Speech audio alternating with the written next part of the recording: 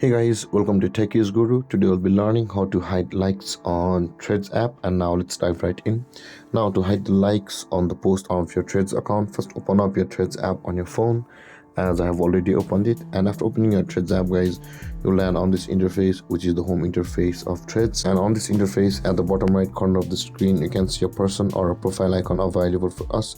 Tap on the person or profile icon at the bottom right corner of the screen, and you land on this interface, where at the top right corner of the screen you can see the two-lined icon available for us just beside the camera icon. Tap on the two-lined icons, guys, and you land over here where you can see the privacy option available for us just below the archive or just above the accessibility. Tap on privacy, and over here again tap on the hide likes button, which is available for us at the bottom of the screen just below the blocked profiles. And you land over here where on this interface at the top of the screen you can see, guys, here it says hide like and show counts, and at the right side of that option there is the toggle icon available for us. Tap on the toggle icon at the right side of hide like and show counts. That being done, guys, all of your likes on your posts on your Threads app or your Threads account will be hidden.